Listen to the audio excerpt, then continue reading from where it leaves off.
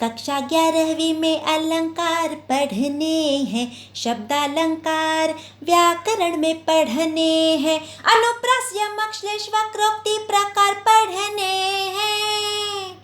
शब्दालंकार व्याकरण में पढ़ने हैं, शब्दालंकार पहचानना सीखना है।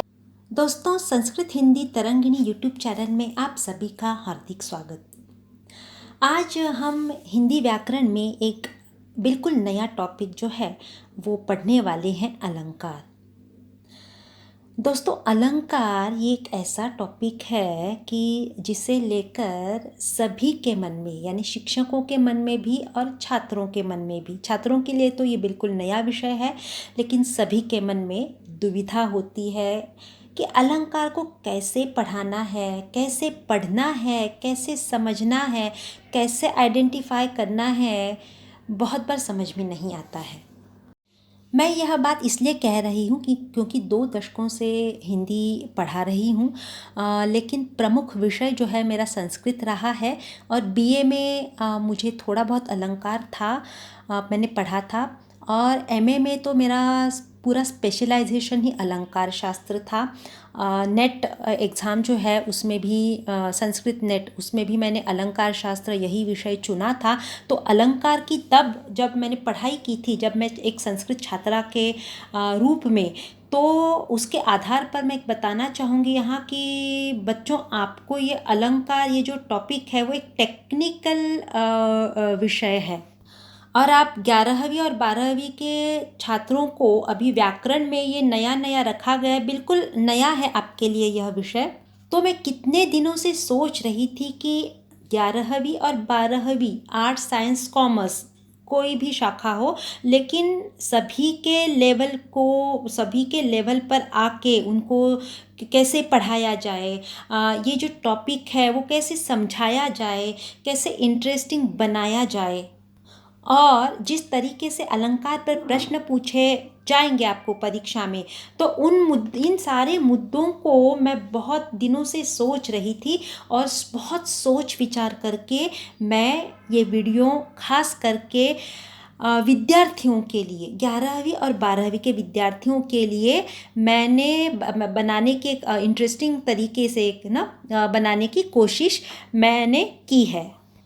इस वीडियो में मैंने कुछ ऐसे ट्रिक्स बताए हैं कि चुटकी में आप अलंकार भी पहचानना सीखोगे, और इसमें आपको पूरे गारंटी के साथ अंक भी प्राप्त होंगे, और बहुत गाते गुनगुनाते ये सब हमें सीखना है, पढ़ना है, समझना है। मेरे जो दूसरे भी अन्य जो वीडियो हैं, यदि आपने नहीं देखे होंगे तो आप देख लीजिए, और यदि देखे होंगे तो वहाँ पर मेरे हर वीडियो में आपको कुछ नयापन दिखेगा, और इंटरेस्टिंग वे से जो मैंने बनाया है, तरीका जो अपनाया है, वो भी आप जो है वो अनुभव किया होगा। तो अभी तक चैनल को सब्सक्राइब नहीं किया है तो सब्सक्राइब कर लीजिए फटाफट, और बेल आइकॉन दबाइए, और अभी यहाँ पर ध्यान दीजिए। अब हम आते हैं अपने मेन मुद्दे पर। दोस्तों, यहाँ पर आपको जिन अलंकारों के जो प्रकार आपको पढ़ने हैं, तो संक्षेप में मैंने स्वरूप बताया है और संक्षेप में ट्रिक्स बताई है। और आपसे मैं एक और निवेदन करना चाहूँगी कि पढ़ना है वो समझ के पढ़ना है, और कभी रटने की नौबत आए तो समझ के रटना है। तो यहाँ पर मैंने आपको समझाया भी है उनका स्वरूप, और एक ऐसा छोटा गीत बनाया है, उसे आप कोड लैंग्वेज भी कह सकते हो। तो वो गीत आप फिल्मी सॉन्ग की तरह गुनगुना सकते हो, और फुल मार्क्स गारंटी के साथ मिलेंगे ही मिलेंगे, ये मेरा वादा है। हाँ, तो इसलिए अंत तक वीडियो देखिए, समझिए और गुनगुनाइए। तो चलिए बड़े प्रेम भाव से स्टार्ट करते हैं हम कि दोस्तों, अलंकार किसे कहते हैं, क्या होता है अलंकार। तो अलंकार शब्द अलम और कार, इन 2 शब्दों से मिलकर बना है। अलम का मतलब क्या होता है, तो अलंकृत करना, और कार का मतलब होता है करने वाला, यानी अलंकृत करने वाले को अलंकार कहा जाता है। आप देखते होंगे कि व्यक्ति जब बड़ा हो जाता है यानी अमीर हो जाता है तो हाथ में 10-10 अंगूठी, चेन ये सब पहनता है। या हम जब भी शादी त्योहारों पर जाते हैं, मिलते हैं, तो ख़ास करके महिलाएं जो हैं वो झुमके पहनती हैं, कंगन, नथनी, पायल पहन के सजती संवरती हैं, यानी अलंकारों से स्वयं को आभूषित करती है। शादी में जैसे दुल्हन जो है वो सजती संवरती है आभूषणों से। तो ये जो आभूषण, ये जो अलंकार होते हैं वो क्या करते हैं, हमारी शारीरिक सुंदरता को बढ़ाते हैं। तो ठीक उसी तरह काव्य की, कविता की शोभा बढ़ाने वाले तत्वों को अलंकार कहा जाता है। एक तरह से ऐसा ही समझिए कि कवि जो होता है वो अपनी कविता को सुंदर बनाने के लिए उसको सजाता है, गहने पहनाता है। ये कैसे सजाता है, किस तरह के अलंकार पहनाता है, तो कभी शब्द रूपी अलंकारों द्वारा तो कभी अर्थ रूपी अलंकारों द्वारा। इसलिए अलंकार के मुख्य रूप से 2 भेद माने गए हैं। पहला है शब्दालंकार, यानी जो शब्दों के यानी वर्ड्स के माध्यम से कविता की शोभा को बढ़ाते हैं उसे शब्दालंकार कहते हैं, और जो अर्थों के यानी मीनिंग के माध्यम से कविता की शोभा बढ़ाते हैं उसे अर्थालंकार कहते हैं। ये जो पहले वाला शब्दालंकार है वो क्या करता है, तो वो काव्य के बाहरी सौंदर्य को बढ़ाता है। और ये दूसरा जो अर्थालंकार प्रकार है, जब अर्थ आता है यानी क्या अर्थ हमेशा अंदर से आता है, एकदम भीतर से आता है, तो ये अर्थालंकार काव्य के आंतरिक सौंदर्य को बढ़ाता है। तो ये 2 मुख्य भेद अलंकार के माने गए हैं। लेकिन इन दोनों के अतिरिक्त एक उभयालंकार नाम का भी प्रकार जो है वो माना जाता है, भेद माना गया है। ये उभय यानी 2, यानी अर्थालंकार और शब्दालंकार का ये एक मिश्रण होता है, एक फ्यूजन जो होता है, हाँ, मिलना जो होता है उसे उभयालंकार कहते हैं। लेकिन फिर भी शब्द अलंकार के 2 ही प्रमुख प्रकार जो है वो माने गए हैं, शब्दालंकार और अर्थालंकार।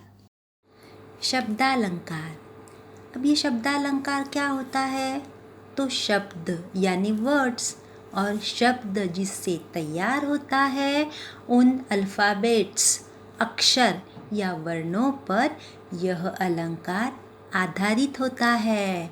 और इसलिए शब्दालंकार पढ़ने से पहले शब्द और अक्षर के बारे में थोड़ी सी हम रिवीजन करेंगे। हाँ, हमने तो ये बचपन में शब्द और अक्षर तो स्कूल में पढ़ा ही है, लेकिन ये शब्दालंकार अलंकार जो है वो अल्फ़ाबेट्स यानी वर्ण या अक्षरों पर और उससे बने हुए शब्दों पर आधारित है।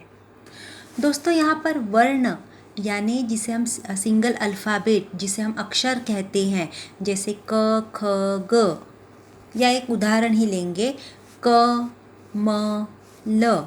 अभी क, म, ल, इन 3 वर्णों को जब हम एकत्रित करते हैं तो उसको क्या बोलते हैं, कमल हो जाता है, एक शब्द बन जाता है 3 वर्णों का, जिसे हम शब्द कहते हैं, वर्ड कहते हैं। हाँ, लेकिन वर्ड जो होता है, जो शब्द बनता है, वो भी अर्थपूर्ण होना चाहिए। तो बताने का तात्पर्य यह है कि ये वर्ण यानी अल्फ़ाबेट्स और शब्द, इन दोनों पर ये शब्दालंकार आधारित होता है। बच्चों, आपके पाठ्यपुस्तक में अलंकारों की व्याख्या दी गई है, लेकिन व्याख्या तो नहीं पूछने वाले हैं। और यदि आप वो जो पृष्ठ है वो आप उसकी ओर गौर करेंगे, वो देखेंगे, तो वो व्याख्या जटिल भाषा में दी गई है। उसमें उपमान, उपमेय वगैरह वगैरह द्वारा सारी बातें समझाई गई है। तो जिससे उलझने की संभावना ज़्यादा है, आपको बहुत बोरिंग लगेगा। अच्छा, ये जो मैं राय रख रही हूँ ये मेरा व्यक्तिगत दृष्टिकोण है, शायद दूसरे शिक्षक जो है इससे सहमत भी नहीं हो सकते हैं। या बच्चों, आप भी उन पृष्ठों पर जो दी गई व्याख्या है वो पढ़ सकते हो। तो मैं जो बात बता रही हूँ ना, ये आपके समझ में आएगी, क्योंकि बच्चों पहले ही बताया है कि अलंकार ये जो विषय है वो टेक्निकल है, ये एक शास्त्र है, काव्य शास्त्र का विषय है। और इसलिए बच्चों आपके लिए जूनियर कॉलेज की लेवल के लिए वो सरलता और इंटरेस्टिंग तरीके से बताने की कोशिश मैं कर रही हूँ इस वीडियो के द्वारा।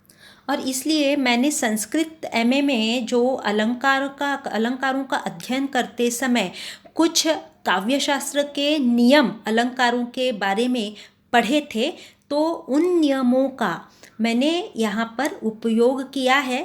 यस, थोड़ा बहुत ही किया है, ज़्यादा डिटेल में नहीं गई हूँ। जितना आपके लिए ज़रूरी है, जितना आवश्यक है और जितना इंटरेस्टिंग तरीके से मैं आपको बता सकती हूँ उतना ही मैंने किया है। तो आइए अलंकारों के स्वरूप को हम सरलता से समझने की कोशिश करेंगे।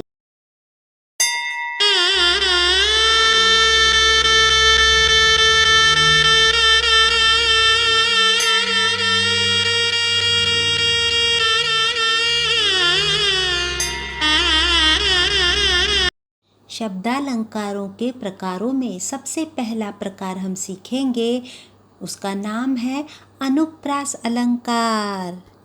जब किसी कविता की पंक्ति में एक ही वर्ण यानी जिसे हम अल्फ़ाबेट कहते हैं या अक्षर कहते हैं, तो वो अक्षर बार बार आए तो समझना है कि वहाँ पर अनुप्रास अलंकार हो रहा है। दोस्तों ध्यान रहे कि अनुप्रास अलंकार में केवल वर्ण यानी अल्फ़ाबेट की ही बात होती है। हाँ, केवल अक्षर की ही बात होती है, अक्षर ही महत्वपूर्ण होता है। अब एक फिल्मी सॉन्ग का मैं उदाहरण देती हूँ तो आपको ये बात बहुत अच्छी तरह से समझ जाएगी।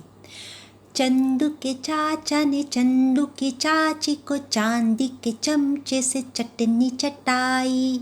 देखो इसमें क्या है, च च च च च, कितनी बार च की पुनरावृत्ति हुई है, रिपीटेशन हुआ है। और ये च बार बार आने के कारण, च ये वर्ण या च ये अल्फ़ाबेट बार बार आने के कारण ये अनुप्रास का उदाहरण है। और एक माधुरी दीक्षित का गाना है, दीदी तेरा देवर दीवाना। तो यहाँ पर द वर्ण की, द अल्फ़ाबेट की क्या हुई है, पुनरावृत्ति हुई है, रिपीटेशन हुआ है। तो ये पंक्तियाँ भी अनुप्रास अलंकार का उदाहरण है। इन फिल्मी गानों से तो आपको अंदाज़ा आ ही गया होगा और बहुत सरल है ये अनुप्रास अलंकार समझने में। तो आइए सबसे पहले हम आपके टेक्स्ट बुक में जो पृष्ठ क्रमांक 38 पर अनुप्रास अलंकार के 2 उदाहरण दिए हैं वो देखते हैं, क्योंकि यही उदाहरण आपको परीक्षा में पूछे जाएंगे। अलंकार पहचानिए, इस तरह के प्रश्न के रूप में। अनुप्रास अलंकार का कौन सा उदाहरण दिया है? तो पहला उदाहरण है, तरनी तनूजा तटतमाल तरुवर बहु छाए। तो यहाँ पर देखिए त त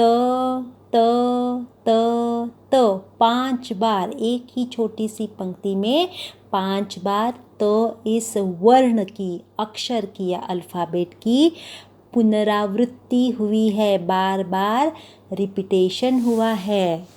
दूसरा वाला उदाहरण भी बहुत छोटा है, चारु चंद्र की चंचल किरणें खेल रही थी जल थल में।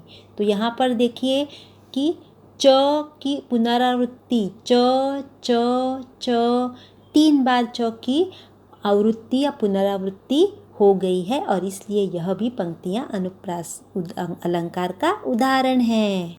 ट्रिक वाला जो गाना बनाया है वो एक कोड वर्ड्स की तरह है कि गाने के प्रारंभ में उस अलंकार का नाम और साथ ही प्रत्येक उदाहरण के प्रारंभ में आए 2-3 शब्द। दोस्तों आपके टेक्स्ट बुक में अलंकारों के जो प्रकार और उन प्रकारों के उदाहरण बताए गए हैं वही आपको पढ़ने हैं, क्योंकि उन्हीं पृष्ठों में से ही आपको अलंकार पहचानिए, यानी आपको उदाहरण दिए जाएंगे प्रश्न के रूप में, और आपको केवल क्या करना है, उत्तर के रूप में उन अलंकारों के नाम लिख रहे हैं, पहचानना है और केवल अलंकारों के नाम लिखने हैं कि वो अलंकार अनुप्रास है या श्लेष है या उपमा अलंकार है। हाँ, तो इस तरह से आपको ये 2 शब्दों में लिखना है, यानी अनुप्रास अलंकार या श्लेष अलंकार। यही 2 शब्द आपको उत्तर के रूप में लिखने हैं। और दूसरी बात कि ध्यान में रहे परीक्षा में कि लिखे गए शब्दों की स्पेलिंग सही रहे, क्योंकि व्याकरण का प्रश्न है तो लिखा हुआ शब्द बिल्कुल सही होना चाहिए, अदरवाइज़ आपको अंक नहीं मिलेंगे। आपने भले ही वो आइडेंटिफाई जो है वो किया है सही तरीके से, लेकिन स्पेलिंग में गड़बड़ी है तो यहाँ पर आपके मार्क्स, अंक जो है वो कट सकते हैं। और आइडेंटिफाई करना है, यानी यहाँ पर आपको वो अलंकारों के प्रकार लिखने हैं तो अलंकारों के नाम भी याद रखने हैं। तो इसलिए जो मैंने गाना बनाया है, वीडियो के प्रारंभ में ही मैंने जो गाना बनाया है वो आप जो है वो ध्यान में रखिए, वो रटिए, वो गुनगुनाइए, तो ये आराम से प्रकार जो है वो याद रहेंगे। और एक बात कि कविता विभाग में आपका जो पोइट्री सेक्शन है उसमें आपको रसास्वादन नाम का एक कंपलसरी प्रश्न पूछा जाता है। कविता का रसास्वादन कीजिए 6 अंकों का, और उसको किस तरह से लिखना है, उत्तर जो है वो कौन कौन से पॉइंट्स में डिवाइड करने हैं, तो उसकी सूची जो है, उसका जो फॉर्मेट है वो आपके टेक्स्ट बुक के पीछे की साइड पर दिया गया है। तो जो उसमें आपको शीर्षक, रचनाकार, केंद्रीय कल्पना, हाँ, तो ऐसे बहुत सारे पॉइंट्स उसमें कवर करने हैं। और उसमें और एक रस और अलंकार, कविता में आए रस और अलंकार का भी वहाँ पर आपको स्पष्टीकरण करना होता है। ज़रूरी नहीं है कि हर कविता में अलंकार का प्रयोग किया ही जाता है, लेकिन यदि आपने इन अलंकारों को जो आपको सिलेबस में है उन अलंकारों को आपने अच्छी तरह से समझा, तो आप उसके आधार पर कविता में जिस कविता का रसास्वादन आप कर रहे हो, जिस कविता का उत्तर आप लिख रहे हो, तो ये जो रस और कविता में आए हुए रस और अलंकार, ये अलंकार का जो मुद्दा है वो भी उसमें आप लिख सकते हो।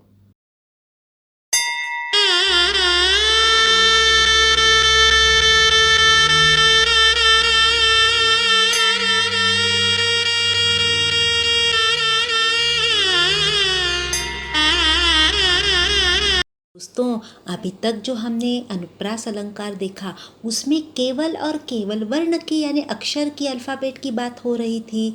अब अल्फ़ाबेट की बात जो है वो पूरी तरह से हम बाजू में रखेंगे और अब शब्द की बात करेंगे, वर्ड की बात करेंगे, क्योंकि आगे का जो प्रकार है वह वर्ड या शब्द पर आधारित प्रकार है।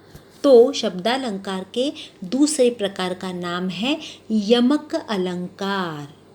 अब इस यमक अलंकार में शब्द यानी वर्ड बहुत मायने रखता है, यानी यमक अलंकार तभी होता है जहाँ एक शब्द 2 या 2 से अधिक बार आए किंतु अर्थ अलग अलग हो, यानी एक ही शब्द बार बार आएगा, रिपीट होगा, सेम टू सेम लगेगा, कोई अंतर नहीं दिखेगा, लेकिन अर्थ जो है वो बदल जाएगा। पाठ्यपुस्तक के उदाहरण देखने से पहले फिर से एक मैं छोटा सा फिल्मी सॉन्ग का उदाहरण देती हूँ आपको। आपने सुना ही होगा एक गाना, सजना है मुझे सजना के लिए, सजना है मुझे सजना के लिए। तो यहाँ पर देखो सजना ये शब्द 2 बार आए हैं, उस छोटे से पंक्ति में 2 बार सजना ये शब्द आया है, लेकिन उसका पहले सजना का मतलब है सजना संवरना है। किस लिए सजना संवरना है?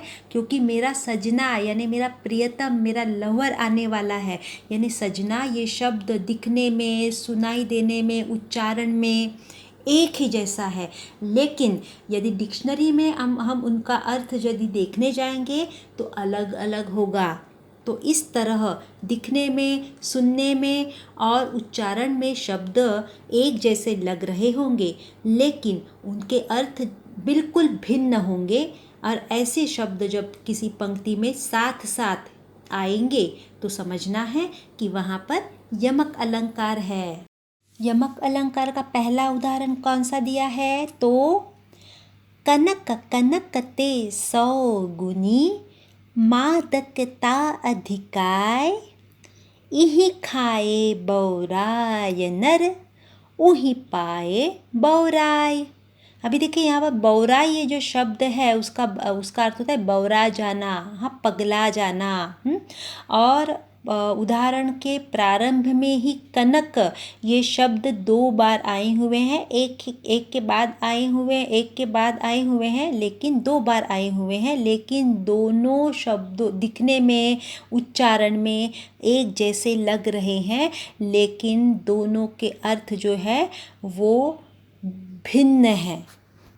एक कनक का अर्थ है धतूरा और दूसरे कनक का अर्थ होता है सोना, जिसे हम गोल्ड कहते हैं, सुवर्ण।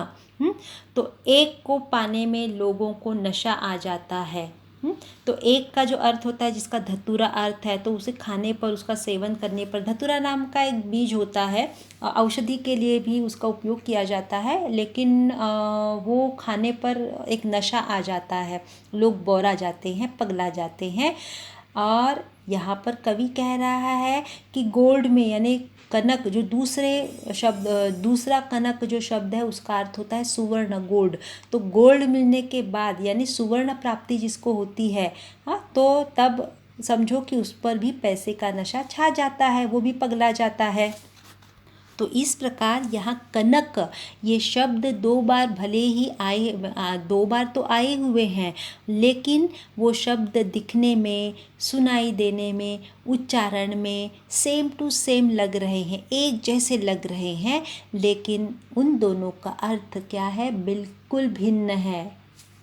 और इसलिए यह यमक यहाँ पर अलंकार इन 2 शब्दों के कारण हो गया है।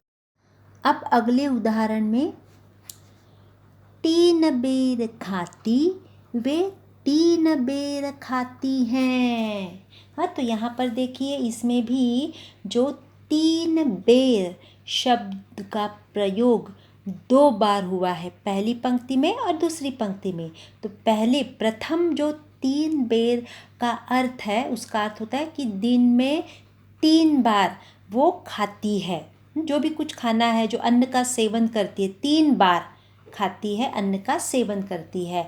और दूसरी बार जो 3 बेर ये शब्द आया हुआ है, वो जो शब्द आए हुए हैं, तो उसका मतलब होता है बेर का यहाँ पर अर्थ है जो हम बेर, खट्टे मीठे बेर खाते हैं ना, बेर के फल छोटे छोटे होते हैं जो शबरी ने राम को खिलाए थे।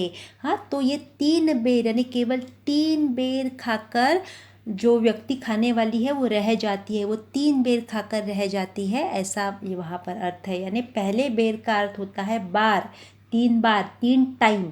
और यहाँ दूसरा जो बेर शब्द है उसका अर्थ होता है वो खट्टा मीठा जो फल होता है छोटा सा, हाँ, तो वो यहाँ पर दूसरा बेर ये अर्थ उससे निकलता है। और इसलिए यह भी पंक्तियाँ यमक अलंकार का उदाहरण है।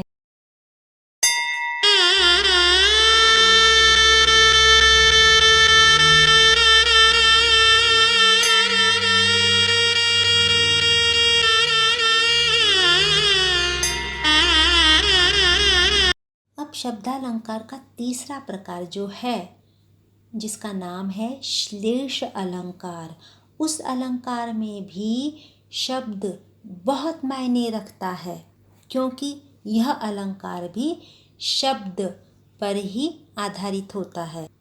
और इसलिए दोस्तों कई लोग यमक और श्लेष दोनों में बड़ा कंफ्यूज हो जाते हैं, दोनों में अंतर नहीं कर पाते हैं, क्योंकि यमक जो हमने पहले देखा था और अब जो श्लेष तीसरा प्रकार देखने वाला है उसमें केवल 19-20 का ही अंतर है, एकदम माइनर अंतर है दोनों में। अब ये श्लेष अलंकार भला क्या है?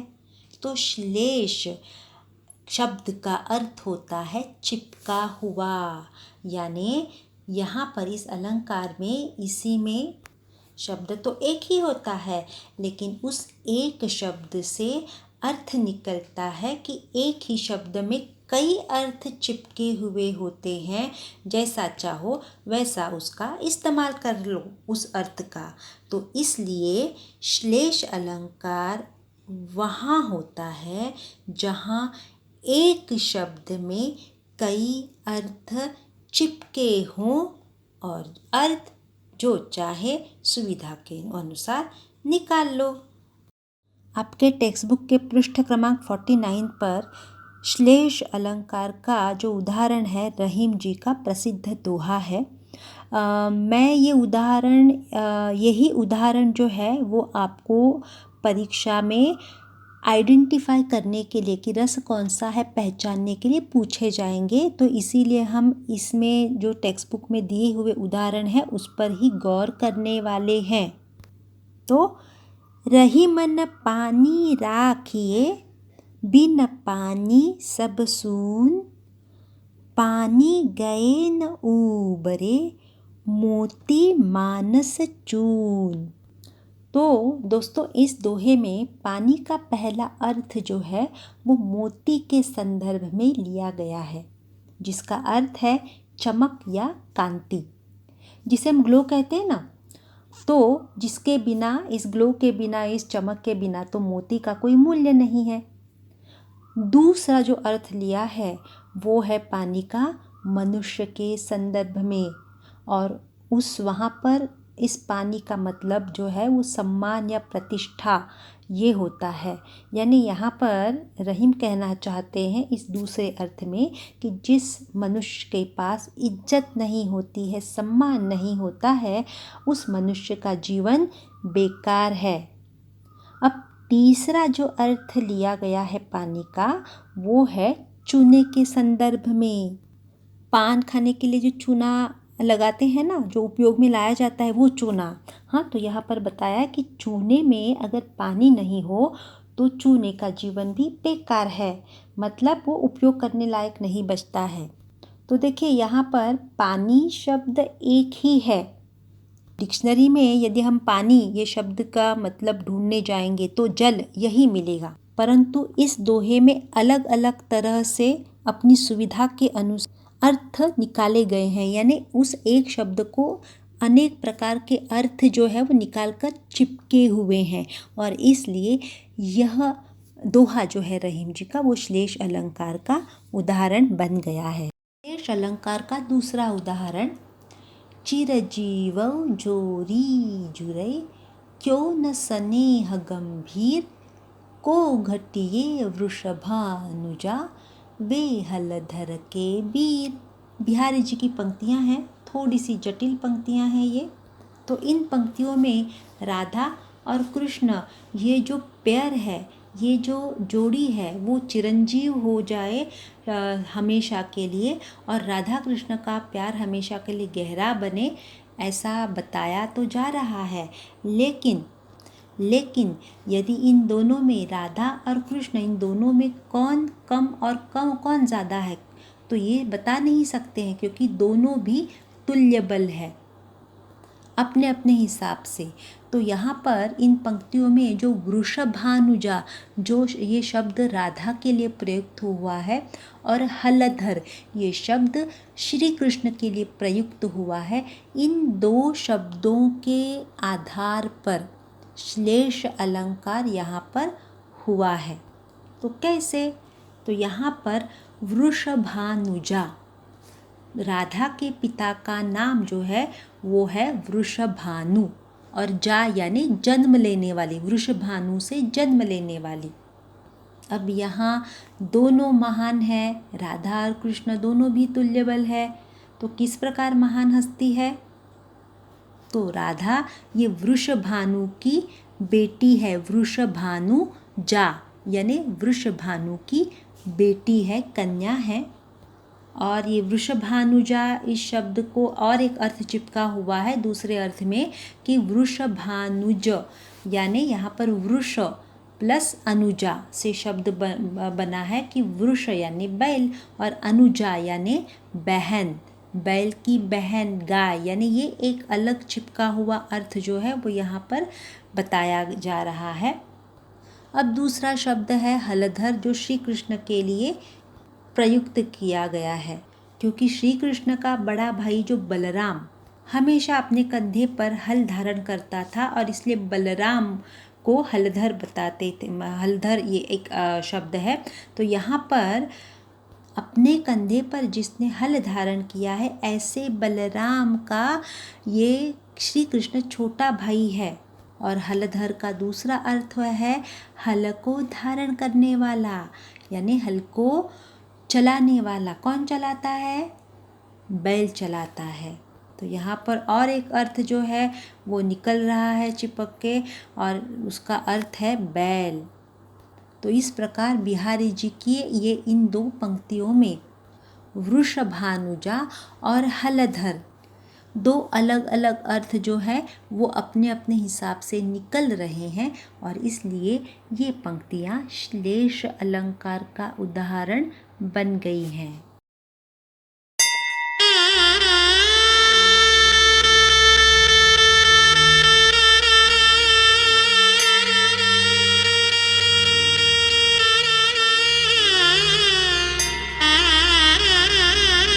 शब्दालंकारों के प्रकारों में अंतिम प्रकार है वक्रोक्ति अलंकार। हमें पढ़ना है, समझना है।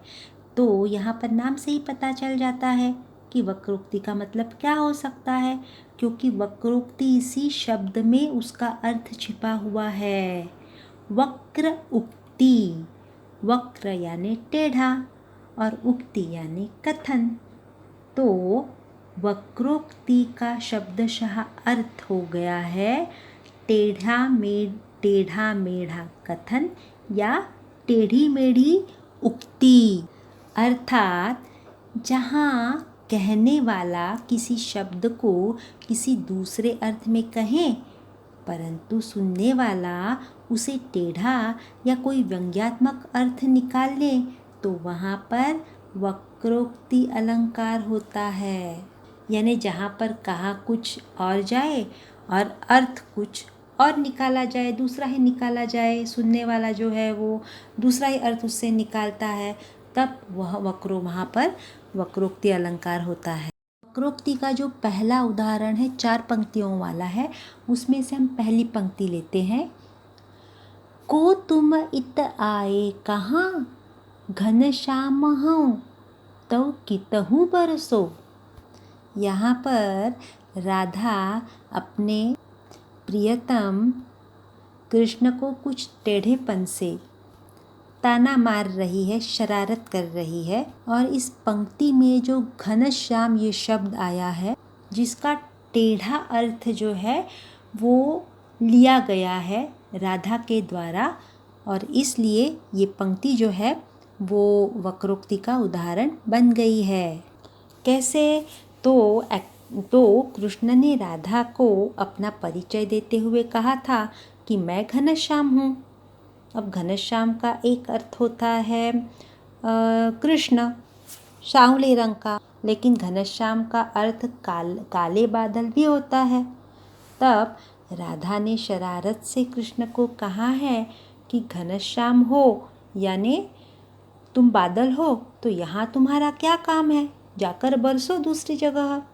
तो इस प्रकार यहाँ इन पंक्तियों में राधा ने घनश्याम का कृष्ण को अभिप्रेत अर्थ न लगाकर चमत्कार पूर्ण दूसरा अर्थ लगाया है, और इसलिए ये पंक्तियाँ वक्रोक्ति का उदाहरण बन गई है।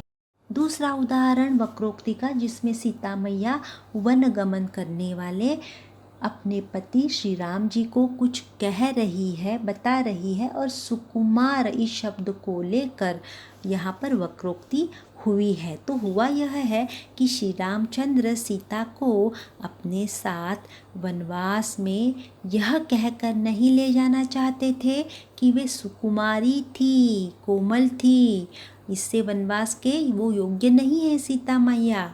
और इसलिए सीता जी जब ऐसे सुना है, इस पर सीता जी ने यह पंक्ति कही है। क्या कहा है? तो ये जो उदाहरण दिया है वो हम पहले पढ़ते हैं कि मैं सुकुमारी नाथ बन जोगू, तुम ही उचित तप मोह कहाँ भोगू। कि यहाँ पर वो कहना चाहते हैं कि मैं सुकुमारी हूँ, तो इससे वनवास के मैं योग्य नहीं हूँ, लायक नहीं हूँ, ठीक नहीं हूँ। तो वैसे आप भी मेरी ही भांति सुकुमार है, और यदि आप वनवास कर सकते हैं तो मैं भी कर सकती हूँ। इस प्रकार इन पंक्तियों में सीता जी के द्वारा सुकुमारी शब्द को लेकर वक्रोक्ति यानी टेढ़ा अर्थ निकाला गया है। इसलिए यह पंक्तियाँ जो है वो वक्रोक्ति अलंकार का उदाहरण बन गई है। दोस्तों, आपके टेक्स्ट बुक में अलंकारों के जो प्रकार और उन प्रकारों के उदाहरण बताए गए हैं वही आपको पढ़ने हैं, क्योंकि उन्हीं पृष्ठों में से ही आपको अलंकार पहचानिए, यानी आपको उदाहरण दिए जाएंगे प्रश्न के रूप में, और आपको केवल क्या करना है, उत्तर के रूप में उन अलंकारों के नाम लिख रहे हैं, पहचानना है और केवल अलंकारों के नाम लिखने हैं कि वो अलंकार अनुप्रास है या श्लेष है या उपमा अलंकार है। हाँ, तो इस तरह से आपको ये 2 शब्दों में लिखना है, यानी अनुप्रास अलंकार या श्लेष अलंकार। यही 2 शब्द आपको उत्तर के रूप में लिखने हैं। और दूसरी बात कि ध्यान में रहे परीक्षा में कि लिखे गए शब्दों की स्पेलिंग सही रहे, क्योंकि व्याकरण का प्रश्न है तो लिखा हुआ शब्द बिल्कुल सही होना चाहिए, अदरवाइज़ आपको अंक नहीं मिलेंगे। आपने भले ही वो आइडेंटिफाई जो है वो किया है सही तरीके से, लेकिन स्पेलिंग में गड़बड़ी है तो यहाँ पर आपके मार्क्स, अंक जो हैं वो कट सकते हैं। और आइडेंटिफाई करना है, यानी यहाँ पर आपको वो अलंकारों के प्रकार लिखने हैं तो अलंकारों के नाम भी याद रखने हैं। तो इसलिए जो मैंने गाना बनाया है, वीडियो के प्रारंभ में ही मैंने जो गाना बनाया है वो आप जो है वो ध्यान में रखिए, वो रटिए, वो गुनगुनाइए, तो ये आराम से प्रकार जो है वो याद रहेंगे। और एक बात कि कविता विभाग में आपका जो पोइट्री सेक्शन है उसमें आपको रसास्वादन नाम का एक कंपलसरी प्रश्न पूछा जाता है। कविता का रसास्वादन कीजिए 6 अंकों का, और उसको किस तरह से लिखना है, उत्तर जो है वो कौन कौन से पॉइंट्स में डिवाइड करने हैं, तो उसकी सूची जो है, उसका जो फॉर्मेट है वो आपके टेक्स्ट बुक के पीछे की साइड पर दिया गया है। तो जो उसमें आपको शीर्षक, रचनाकार, केंद्रीय कल्पना, हाँ, तो ऐसे बहुत सारे पॉइंट्स उसमें कवर करने हैं। उसमें और एक रस और अलंकार, कविता में आए रस और अलंकार का भी वहाँ पर आपको स्पष्टीकरण करना होता है।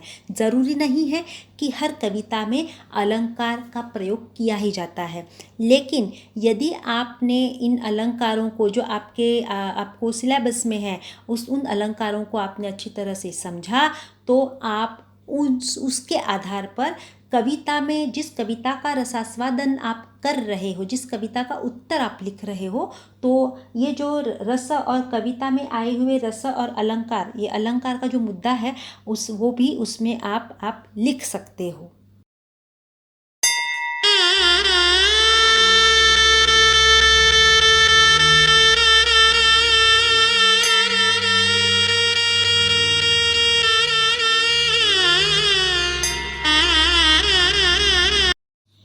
अनुप्रास में तरनी तनुजा, चारु चंद्र की चंचल किरणें, यमक में कनक कनकते, 100 गुनी 3 बेर खाती रे। श्लेष में रही मन पानी राखिए, चिरजीवउ जोरी जूरई, वक्रोक्ति में को तुम इत, मैं सुकुमारी नाथ बन रे।